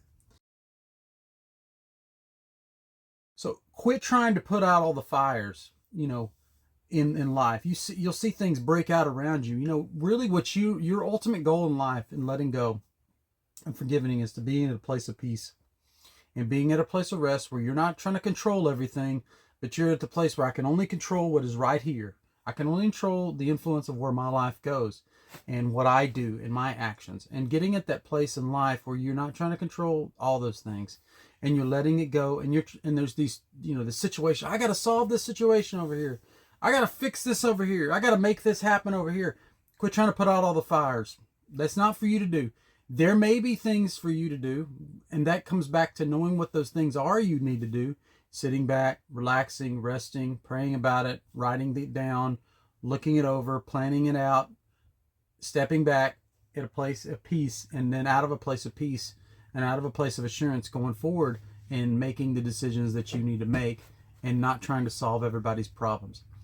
There's people in our lives sometimes you've helped them, you've bailed them out, you've been there for them, but maybe the best thing for them is they don't need you to bail them out, and I don't need you to be there for them, because they're using you, they're stepping over your boundaries, and they're not trying to change. They're not trying to become better people themselves. And so maybe the situation is, I know there's a fire, I know there's what's an emergency, but I don't need to do anything. I need to let them fall. I need to let them fail this time. There may be people in your life like that you need to do that. And that can be a good thing because it can help them grow. That sometimes it's their responsibility to do certain things that they're supposed to be doing. So quit trying to put all the fires out. Letting go of things is a great thing to do. The let go life. One of the guys that I've been listening to for a while, he talks about the let go life. Great thing. I think about just letting things go. I'm letting this go. I'm letting go. I'm not trying to hold on to things. I'm not trying to hold on to people. I'm not trying to hold on to situations. I'm not holding on to resentment or unforgiveness anymore. I'm letting go of things. So putting aside things that you have no ability to impact. Be your own change rather than trying to change others. You can be there for them, but they have to change. It goes right back to what I was saying. You can be there for them if you really need to, but they ultimately have to make the decision to change. They ultimately have to make the decisions to grow and to become better people. And letting go of them is good for you. Keeping yourself in a great mentally healthy state. See the past as valuable training and nothing more. Anything in your past is a learning process. So as they say, the past is a past and the present is the present because it's a gift. The present is a gift. So you got to leave the past. You may have totally blown it back then. You look back and you're like, I regret that. I shouldn't have done that. What could have I done different? How could things have been different? Maybe I could have been there for this person, and I wasn't there for them. But guess what you can do? You may not be able to go back in time in a time machine, but you can do it now. You can do things right now. You can affect things right now from the present, and that will affect the future. You can't change anything in the past. You can't change. I like this old Stephen King movie that I saw called The Langoliers. And in The Langoliers, they actually they're in a plane, and the plane goes to a portal, and it goes back in time. And then they go back in time, and they keep hearing this crunching noise. Well, it turns out what they find out later is there's no taste. Things don't have taste. Water doesn't, and food doesn't have taste anymore. The sound that they're hearing, so you could bang your hands, and there's no echo anymore. So things have been reduced. and they keep hearing this crunching noise going on. Well, it turns out there's these creatures that are eating everything up, like literally eating reality up, and they're eating the world up. And what they do is they come and they eat the past, and so it's completely gone. I know it's a crazy explanation of the story, but that's kind of how we need to see it. The past is gone. It's gone. It's been eaten up, as you would say. That you can't go back to it. It's gone. It ain't there anymore. It can't be changed by you. But what you can change is the future, and you can go forward for them. And with people, you can't. The only thing you have to impact is what you do. You be your own change rather than trying to change others. You can be there for them, but they have to change. And then also seeing the past as valuable training and using the past as a training tool for the future. I'm going to be better at this. I'm going to be more forgiving. I'm going to be more compassionate. I'm not going to get angry in traffic. I'm going to try to work it out with my family. I'm going to try to be nicer to my spouse. You want to get to the place where you're better at these things than you were in the past. So becoming better. And then saying in your mind, I always think mental toughness to me is God's got this. I mean, I say it all the time. God's got this. This is going to work out. And saying these things, I'll have favor today. I'm going to be able to go forward.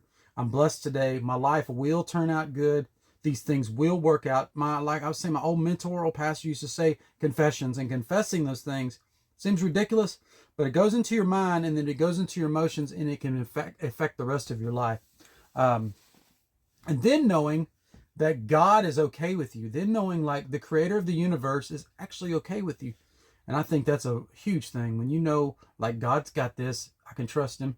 And then the fact that he's okay with me, no matter what's happening, he's not mad at me. He sent his son to die for me, and that I'm okay in this life, and I can live my life free because of his sacrifice. I don't have to solve all the problems, and I don't have to have all the answers. He's got it. He's in control, and he's got this, and he's got my life. Fixing problems is not always the answer. Good news sometimes is the answer. Giving people good news, giving people hope, giving people encouragement, a path forward in life. Those are great, when you have them, because sometimes people, what they really need to change and what they need to grow, you're like, I got to help this person, but sometimes what they really need is just you to encourage them. Hey man, you're going to make it. Hey, things are going to work out. God's got you. This is going to work itself out. There's an answer to this problem. You're going to figure it out. You are an intelligent person. You do have the ability to love people. You are loved. You can love other people. You are loved. You are forgiven. You can forgive them. You can move past this. There will be another day. There's like the song, tomorrow, there's always tomorrow. There's always tomorrow. So getting to that place where you think there's always tomorrow. There's always another day. There's, the Bible also says his mercies are new every morning. There's a new day, a new dawn. Every day is a fresh start, I believe. You had a day and it was terrible and nothing worked out. You get to start over the next day, And so we just need to live for that. As long as there's breath in your lungs, as long as there's life, there's still hope. Accept where you are right now. Born in iniquity, but forgiven by God, and letting go of the things that are holding on to you, and living a life of expectancy, meaning you live a life that, hey, good things can come to me. These things will work out. So you're letting go of an image, letting go of being in control, and letting go of wanting to appear a certain way or spiritual. Man, that's so important. You're letting go. A lot of times we're trying to keep up this image with people around us.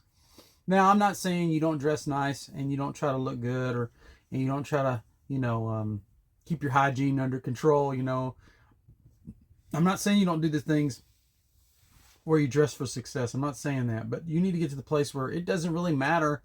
Yeah, I want to be successful and look good to people sometimes, but then in the long run, I don't really care, like, ultimately what they think. You got to get to that place where if you don't care what they think, is that it can affect you if it affects you going forward.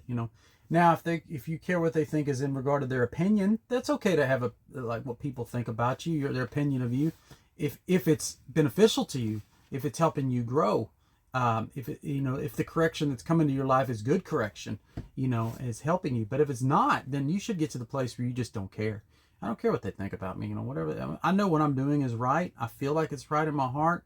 And I feel like my life can be successful. So I just don't want to get to the place where I don't care. I don't have to be in control of what they think of me. I don't, and especially if what they think of you is not good things, or they're speaking negatively, or they're saying you're going to be this way or that way. You got to get to the place where you just don't care. Don't care what society thinks. Don't care what people think. But so that you can be you. You can be yourself. You can be unique. You can stand out. You can be special and fearfully and wonderfully made. You can be that kind of person. So and another thing, so letting go of being in control, letting go of appearing a certain way or spiritual. So we're talking about just letting go. I'm throwing stuff out here because these are different ways you can let go. And after you've worked past the process of forgiving yourself and forgiving others, you're letting go of things now. Letting go of wanting to have all the answers. Man, we live in such a society today that you can pick up your phone and you can have the answers immediately to questions. Now, the thing is, they may not be the right answers. You can type it into Google and you may get an answer, but it may not be the right answer. There could be a million different answers to it, but then you really have to dig to find the right answers. Used to be, you wanted an answer, you go to encyclopedia, and most of the time that encyclopedia was pretty spot on about what it said, when it comes to that. So, to certain things. So it's, but now there's so much information at our fingertips, we have to cycle through what's true or what's not true, because there's so much information out there. But then saying, I don't have to have all the answers to this. Maybe there's not an answer to it. Maybe there's a problem that can't really be solved right now, but I do think that the answers will come. You just have to trust that they will come to you, and seek things out yourself. Maybe it takes a while for you to find the answer, but there may not be an answer to the situation, to the problem. All you can control is how you react. We talked about that before. You can only control how you react to certain situations, actually how you respond, and you can't control anything else besides that, your own response. So I believe too, my next thing I was to say is that God wants us to be stable in Him so that nothing phases us. So spiritually, I think that He wants us to be stable to a place where we're not fazed by things. As Paul says, he was content with everything, whether to be hungry or without, or whether he had enough or he had more than enough, or he was sick or not sick. He was content in the place where he was like, you know what, I'm content with the situation. Paul was put in jail and was in prison, and he learned to be content no matter where he was, whether he was shipwrecked or he was thrown overboard, whatever the situation was. Paul had to be content with the situation in his life, and then that contentment and the reliance on God got him to a much better place. And I think that's where He wants us to be, where we're content, and that we're not fazed by things like we used to be. Yeah. Ever if something happened to you, and in the past you would have just been like, man, this is crazy, and it would just thrown you off. But now that you're older, or you've gained more understanding on it, it doesn't really bother you like it used to. And that's what God wants us to get us with everything. David said that the Lord has delivered me from all my fears. I would love to be at a place where I could say, the Lord has delivered me from all my fears. That would be great to get at that place. And that's a place I think we need to all be at. That we don't fear anything anymore, I mean, I'm not there. I'm not at that place yet. But I'm more and more every day. I want to get to the place where I don't have those fears anymore, or anxieties, or they don't affect me like they used to. So, so just think about this too: that God loves the people we don't even like. So, God loves people in your life that you don't even like. The Creator of the universe loves people you don't even like. Think about that. So, if He loves people you don't even like, wouldn't it be better for us to get to a place where we also love like He does? We learn to forgive like He does. We learn to pray for those people like He does, or think or try to do things that benefit their life like He does. I'm not saying we become perfect at it, because we don't, but we get to a place where we become better at it. So, and to get to the place, another thing of getting low, letting go is saying to yourself, is my heart troubled? Um, Stress that includes worry is not from God. Peace is from God. So you got to ask yourself, is my heart troubled? Am I troubled about this situation? Because I don't think that God wants us to even be at that place where we're troubled about the situation. He wants us to be a place where we rest and we're seeking out answers. We do have normal emotions to how we react to things, and when things hit us, we want to go, our mind goes there, but he wants us to get to a place where we're not troubled by those things anymore. That we're like, you have the answer. I may not have the answer, but you have the answer. So peace is from him. John 14:27 says, peace I leave with you, my peace I give unto you. Not as the world gives. Let not your heart be troubled, neither let it be afraid. My peace, my shalom I have given to you. So God's peace, God can give you a peace that's beyond normal human peace. So if you're watching this and you don't believe in God, I'm just telling you right now that this is why my own self, I came to God, was the peace and the rest that he gave me. It wasn't so much getting all the answers and everything working out, but it was the peace and the rest that he gave me in the most dire circumstances. The peace, the rest, the forgiveness, and the love that he gave me. When my life was a living hell, God stepped in and said, here I am, and gave me that place where I could rest in him. And that's why I trust in him. So Proverbs 14:30 says, a heart at peace gives life to the body. So when you're at peace and you're at rest and you're not worried and you're not stressed, it gives life to your body. It gives hope to you. So it can get you at a place where you think clear. Like I was saying earlier, thinking clearly, not being in unforgiveness, loving yourself, and being at that place, receiving God's love too, and realizing you are a lovable person. You are a special creation, and getting at that place. So let's look at the word shalom a little bit. I mentioned it earlier. It's an all-encompassing word. So the word peace, when I say peace, you think, oh, just peace. I feel good. Kumbaya, my Lord. You think about that, sitting around a campfire, being at peace, being at rest, or maybe being at a beach somewhere relaxing, or up in the mountains, somewhere on vacation. You think about being in that, but that word peace has a bigger meaning to it than just, this feeling of feeling goods. It actually it's a very all-encompassing word, which means completeness, safety, soundness in body, welfare, health, prosperity, quiet, tranquility, contentment, peace in human relationships, peace with God, especially in the covenant relationship we have with him, and peace from war. So, whoa, that's a lot there, right? The shalom, the peace of God, it's an all-encompassing word, and it means all that. So I'll repeat it again: completeness, safety, soundness in body and in mind, welfare, health, prosperity, quiet, tranquility, contentment, peace in your human relationships, peace with God and your covenant relationship, and peace from war. So when we're promised shalom, that's what we have. If you're watching this from America, which most of you are, we have lived in a lot of shalom for a long time. We take it for granted that we are in peace and we have peace because, so many other countries, war is just a part of the everyday life. Bombs going off and, gunfire. It's just a part of life, especially in some of the third world countries, But we take it for granted that most of our days, except for, 9/11 and certain little, random terrorist attacks that happen, most of the time we're living in pretty peaceful situations compared to the rest of the world. So we don't take that for granted. So peace from war. A life free from regrets, anxiety, and worry. So if you're listening to this and you're thinking, man, letting go, man, it's a lot. I mean, how is that possible? With God, it's possible. And I think it's, once we grasp that reality that, hey, it can be possible for us, then we start to get free in our lives and we start to realize, hey, I can live a life where I'm not worried and I'm not stressed. I can live that kind of life. I don't think you completely get there without God, but I think you can get there. I want that for you. I want that for you for sure.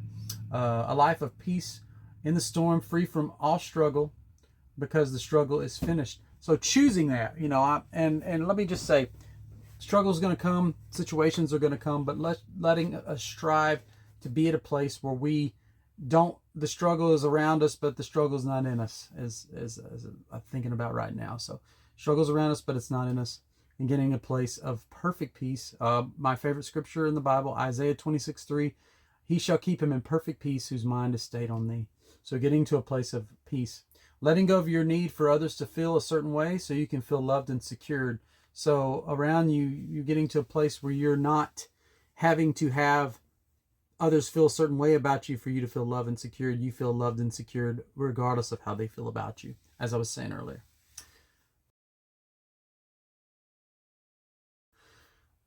We live in such a generation of noise. Things are going on all around us. And when we take time to step back, we take time to spend time resting and relaxing and thinking about things, in journaling and writing down the things, writing down things that stress you out, that worry you. I encourage you to do that. Writing down things that stress you out, that worry you, that influence you, and getting away from the noise, getting away from all the busyness, putting the phone down and taking time to just let your brain relax and rest, staying off the social media as much as possible, and letting yourself not being influenced by what people think, so that you can be independent and you can become a better person.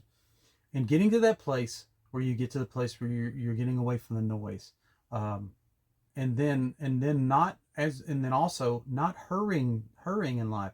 I find myself so many times when I'm working, sometimes I'm hurry, I gotta do this, but then I'm like, but what if something's supposed to happen today and I'm in such a rush that I miss it?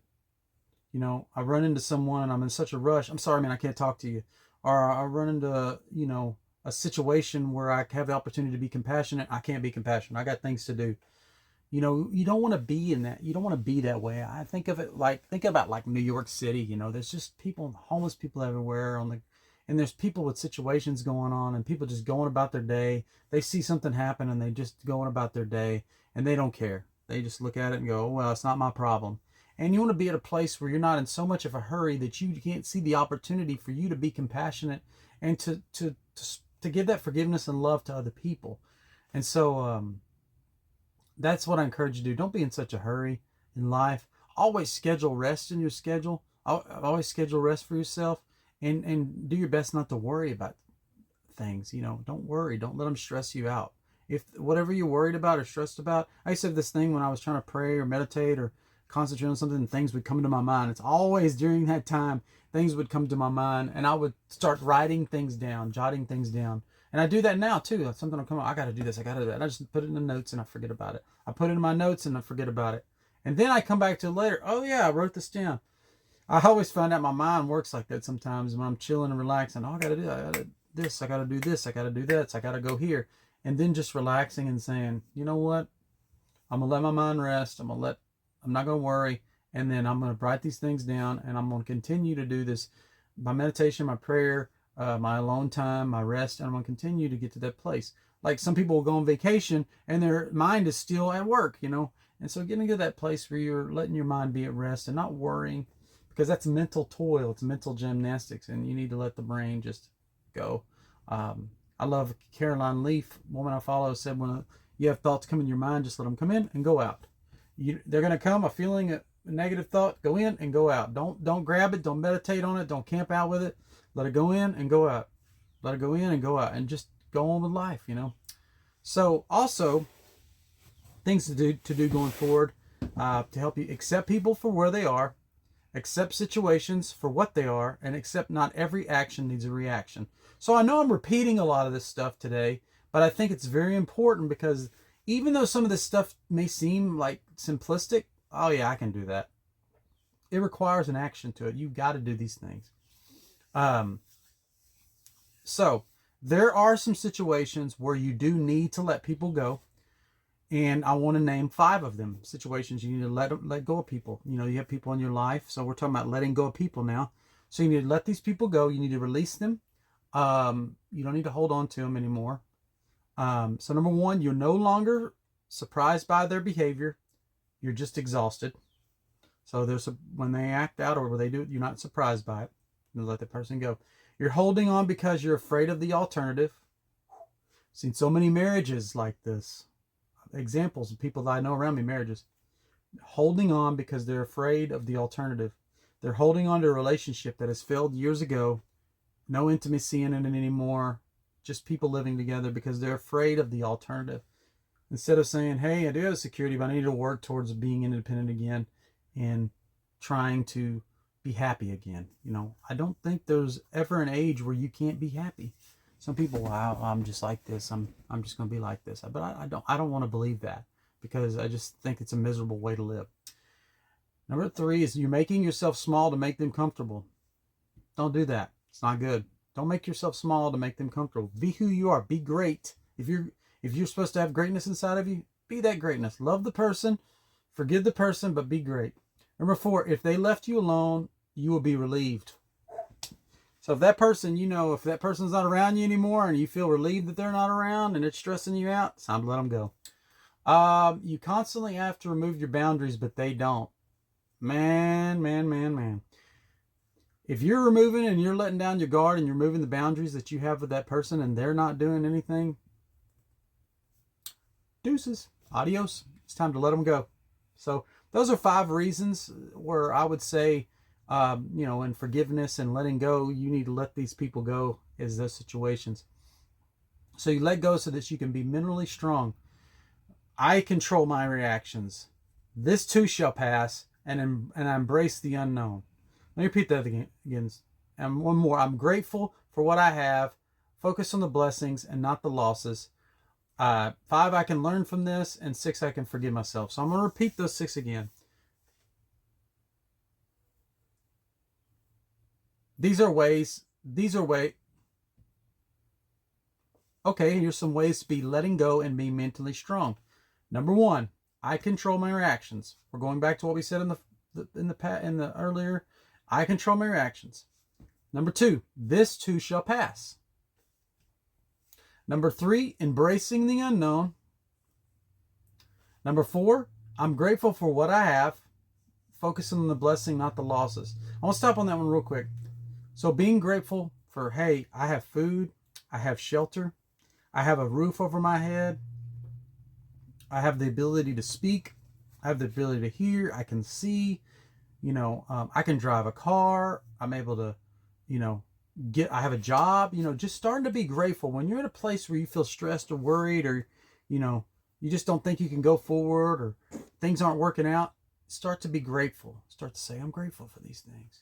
They're simple, because some people don't have them. Some people don't have good water to drink. They don't have food. They don't have no way to get around. They walk everywhere. There's no transportation. The shelter is inadequate. So we need to think about these things. These are things we take for granted because we don't live, we live in a first world country. We don't live in a third world country. We take these things for granted, and we need to think, man, I have a bed to sleep in. I'm able to get 8 hours of sleep, if you're able to get that. And, some people, I'm able to have kids, you could say that. I'm able to have kids, I'm able to, I'm emotionally strong, whatever it is, being grateful for those moments, right now I'm feeling good about life, just being grateful for the moment, even though, tomorrow may not be a very good day, being grateful for today. So, and number 5 is I can learn from this, taking it, saying, I can learn from this, I can learn from this situation. It may be bad. This may not be working out, but what do I need to learn from this? How do I need to grow from this? Number 6 is you forgive yourself. That's very important. We talked about that earlier. You're forgiving yourself and you're letting go of the situations. So I want to live a story with you, and then I'll be done. So so you want to living life like the tortoise and the lion. So let me share a story with you. So lions actually, people think of a lion as strength, courageous, all this stuff. But in the kingdom, lions have short lifespans, especially in the wild. In the captivity, they can live a lot longer. But in the wild, lions actually have short lifespans. They also have swollen adrenal glands. The glands of the lions in the wild are about 25% heavier than those in captivity. They are under intense stress in the wild because of having to hunt, having to fight other lions, having to fight other predators. so there's this all these stress factors, and so they don't live as long. They have very short lifespans. Uh, but the tortoise, on the other hand, does everything slowly, chewing their food leisurely. But at the end of the day, the tortoise lives long. Giant tortoises have an average lifespan of over 100 years. So that should tell you something. Taking it easy, relaxing, and resting. I think that's the main thing with the letting go is living the let go life. Is you're taking it easy. You're not worrying. You're not stressing. You're choosing to do these things. Working. There's a saying, working to be at rest. You think working to be at rest, where you're trying work to be at that place where you're not worrying and you're not stressed out, but you're working to be at rest, to be more like the turtle in your life, to enjoying life, enjoying every day, enjoying the people around you, and letting go of the situations that you can't control. Jesus said, if you abide in me and I abide in you, your life will be prosperous. You will have the abundant life. So today, I just want to leave you guys with that today, that letting go is such a huge thing, and forgiving people is for yourself is such a huge thing. Forgiveness and letting go are tied together. You can't separate them. And once you forgive yourself and you forgive other people, and you work past resentment and anger and not harboring feelings, and you can look at people in a new light and not be angry at them anymore, not be stressed, but try to love like God loves, and then letting go of situations that you can't control and only doing what you can, only influencing how you can, your ability and what's in front of you, and doing that in a way where you don't get stressed out trying to get it accomplished, but you just take your time doing it, and you stay focused, and you stay laser sharp where you want to go, but you also take time out to slow down and say, hey, maybe there's a different plan for the day than what I've got, and I don't try to have to keep up with the Joneses, and that my life can be good, and I can be emotionally healthy, and get into that place where you can forgive and you can let go, and relationships can be restored, and unforgiveness can drip away, and you can be a complete person. That's where you want to be in your life, and I think that's possible through God. I think it's possible that through his presence and what he can do in your life.